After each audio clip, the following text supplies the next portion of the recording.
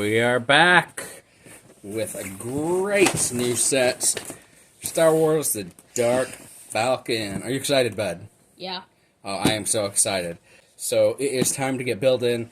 No further ado, no intro, because I already did the intro first this time. Let's go. Alright, so this is clearly alternate universe stuff, so let me explain to you, bud, where everything comes from. So White Vader comes from Star Wars Infinity's Return of the Jedi, issue number 4. It's an alternate telling of how things could have gone in Vader Turns Good before he dies, basically, but he stays alive, and then him and Luke and Leia hunt down Palpatine. Darth Rey, obviously, if you remember, she was actually in the movie in a flash sequence. No. I don't. Well, that's okay. It's a bad movie anyways. Darth Jar Jar comes from a theory on Reddit that someone came up with, because how Jar Jar waves his hands around in certain ways, kind of like a Jedi, and does stuff. And it looks like he's kind of mouthing words before other people say them. There's just some weird theories, and everyone thought, oh, wouldn't it be funny if he was like the one with Palpatine the whole time? There's like a whole rabbit hole you could go down. Dev, he's just this pilot guy, and he's really great. Ooh, who cares? Just kind of an uninspired story, and this is just an evil version of him. Everyone knows who C-3PO is. No. And But if you've never watched Star Wars, you don't. Then this video isn't for you. You've gotten this far. Leave now. Beach Luke is from the short that they did for Celebrate This Season, or whatever it was called, about this, where it actually comes from, and you can see them, the bad guys hunting the good guys, including another character. And for some reason, Darth Dev isn't in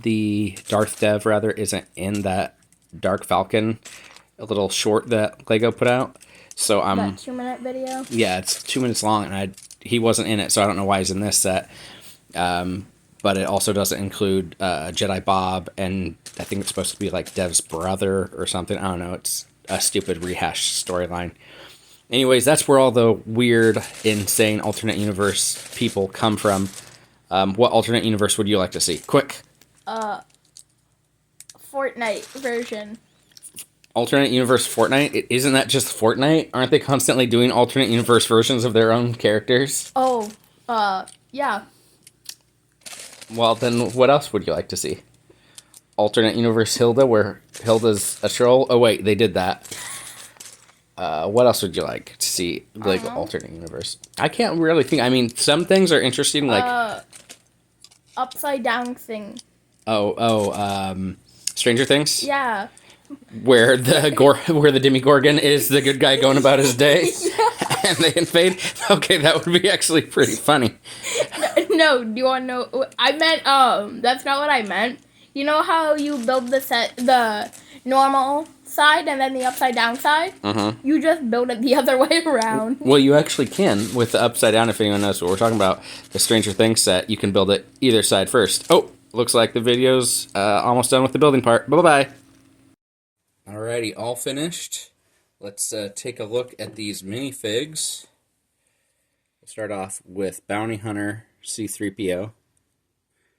He's pretty cool. Darth Dev. So, when you're building it, by the way, so you know, all 3 capes are coming in one box in this 5th bag, I think. Darth Rey. She's got her weird lightsaber thing. It'd be cool if it could kind of fold. It'd be probably hard with the small pieces, but be more movie accurate. Yeah, and I also like how they use the binocular piece for it. Very clever. Very cool Vader. I like the lightsaber. Yeah, and I like how the lightsaber hilt is like a light chrome as well. Mm-hmm. Darth Jar Jar with a jar. Very if he funny. was holding another jar, it would be Darth Jar Jar holding a jar. Well, there's more jars in here. Oh. For the extra pieces, we got a lot of pretty cool ones, like the bottom piece to Vader. You usually wind up with a bottom piece to Vader when you're making stuff with him, but since that's white, that's pretty cool. And you also get another silver chrome hilt for the lightsabers. And I thought we had one of these studs, except where one side it comes completely flat. I might have lost it somewhere. But it was cool because I hadn't seen that piece before in transparent red. And then one of these, they're used pretty cleverly in here, but usually you can use them.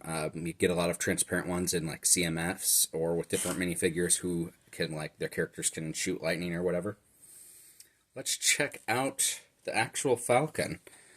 So, very cool way that they've hidden everything, made it really connect well so it's not going to come apart too easy. Down in here, we figured out that you can hold these blaster things in the rail pieces like that. So if you put them in, I don't know if it was in the instruction manual, I didn't check. It'd be funny if it wasn't and they just did it for design, but we came up with putting it here. That way it doesn't put stress on the springs on these mechanisms that shoot this out. To do it, you just put them in here. Yeah, because it doesn't put stress on these, so it's a better way to hold them in there. Yeah. Than having them sitting in here the whole time. Yeah. So the like way if you have it with decoration, it would also look better there too, probably. Yeah. Instead of just having that little part. Yeah. Ooh, I caught that. So good. You just have to push down in these two holes to launch them out.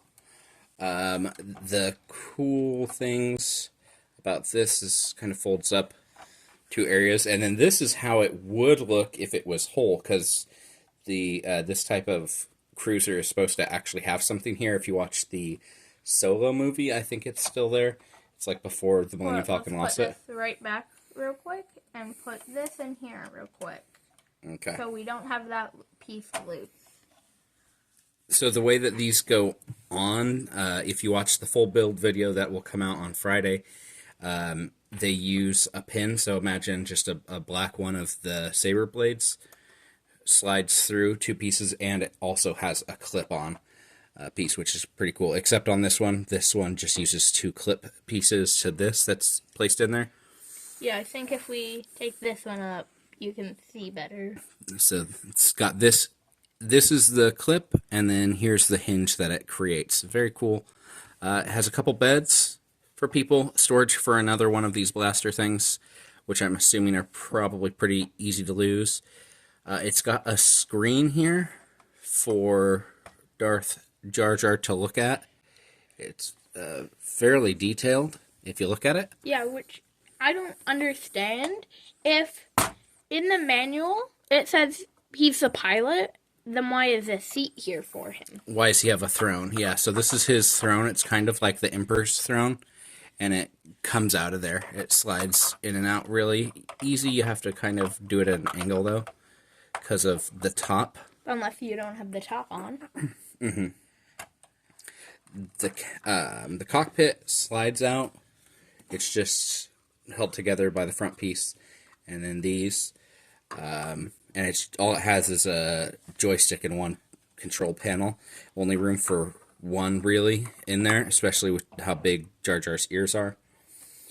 The turret rotates. It can move on this ball joint, and it's pretty cool. Amazing. Mm-hmm. When we turn it back, and by the way, there are quite a few stickers in this set.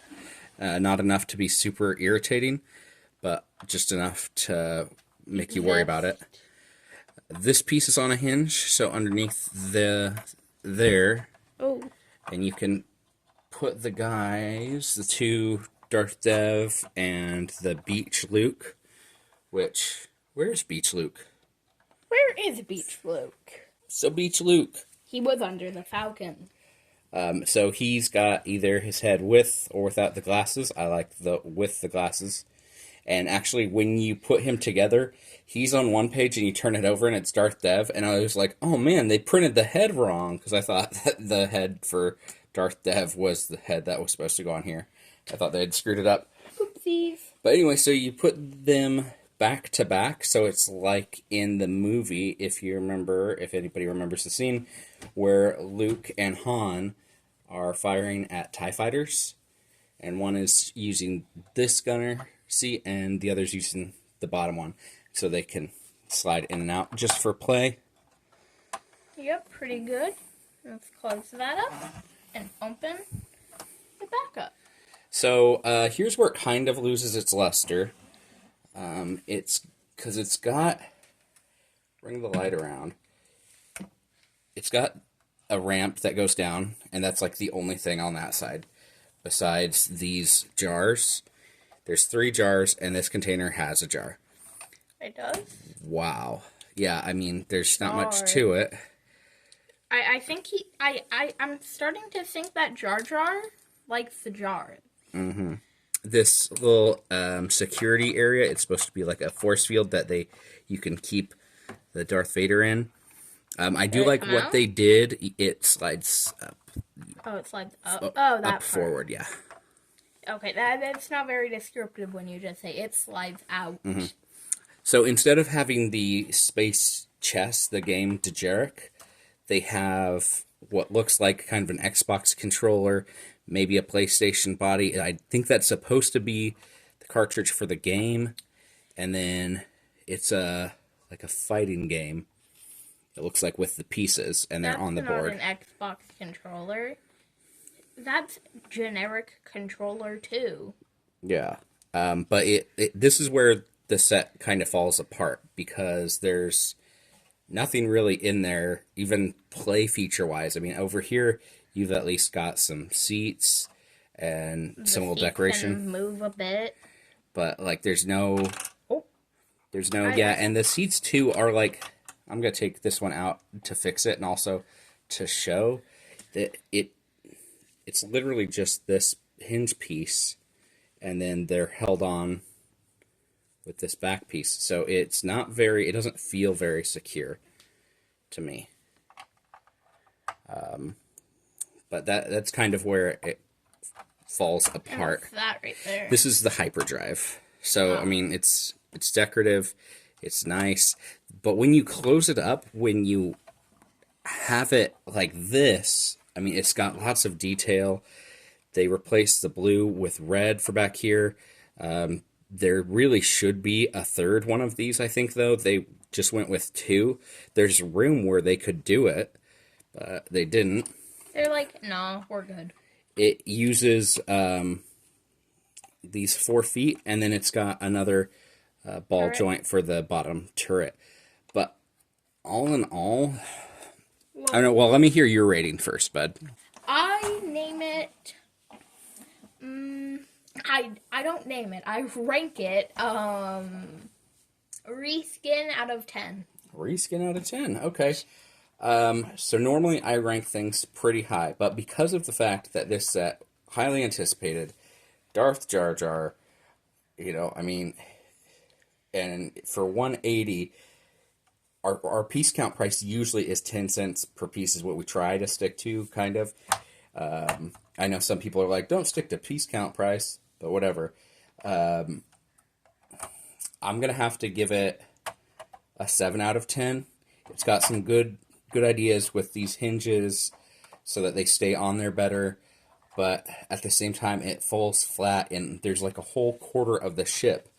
There's a surfboard under here for Beach Luke that you can't even like really see when you're playing with it. Yeah, I didn't even show you since you didn't do any of the building. Oh yeah. Yeah. There's just so much that's lost that you don't see, that you only get in the build process, that I have a feeling I can't give it more than a 7 out of 10. I'm still happy with it. I mean, it's going to be a great display piece, but I was just hoping for a little bit more from it, I guess. Which leaves us with only really one thing left to say, huh, bud? Build well, build safe. Bye-bye. Don't forget to like, subscribe, and do whatever else YouTube tells you to do.